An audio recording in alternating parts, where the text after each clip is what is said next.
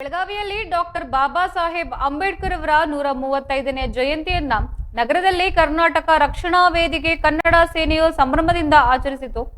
ಕಾರ್ಯಕರ್ತರು ನಗರದ ಪ್ರಮುಖ ಬೀದಿಗಳಲ್ಲಿ ಮೆರವಣಿಗೆ ನಡೆಸಿ ಅಂಬೇಡ್ಕರ್ ಭಾವಚಿತ್ರಕ್ಕೆ ಪುಷ್ಪ ನಮನ ಸಲ್ಲಿಸಿದ್ದಾರೆ. ಈ ಸಂದರ್ಭದಲ್ಲಿ ಅಂಬೇಡ್ಕರ್ ಅವರ ತತ್ವಗಳನ್ನು ಪಾಲಿಸುವಂತೆ ಕರೆ ನೀಡಲಾಗಿದ್ದು, ಮೆರವಣಿಗೆಯು ನಗರದ ಪ್ರಮುಖ ವೃತ್ತಗಳಲ್ಲಿ ಸಾಗಿದ್ದು, ಕಾರ್ಯಕರ್ತರು ಡಾಕ್ಟರ್ ಅಂಬೇಡ್ಕರ್ ಅವರ ಭಾವಚಿತ್ರವಿರುವ ಬ್ಯಾನರ್ಗಳನ್ನ ಹಿಡಿದಿದ್ರು.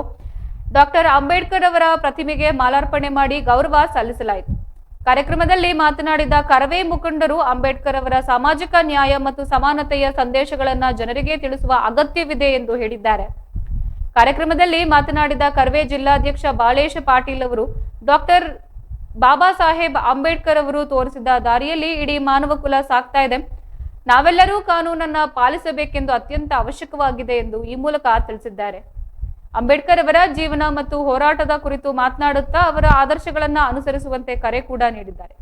ಸಮಾರಂಭದಲ್ಲಿ ಮಾತನಾಡಿದ ಇತರ ಮುಖಂಡರು ಅಂಬೇಡ್ಕರ್ ಅವರ ಕೊಡುಗೆಗಳನ್ನು ಸ್ಮರಿಸಿದ್ದು ಮತ್ತು ಸಮಾಜದಲ್ಲಿನ ಅಸಮಾನತೆಗಳನ್ನು ಹೋಗಲಾಡಿಸಲು ಒಟ್ಟಾಗಿ ಕೆಲಸ ಮಾಡುವಂತೆ ಕರೆ ನೀಡಿದ್ದು, ಕಾರ್ಯಕ್ರಮದಲ್ಲಿ ಅನೇಕ ಯುವಕರು ಮತ್ತು ಸಾರ್ವಜನಿಕರು ಭಾಗವಹಿಸಿದ್ರು.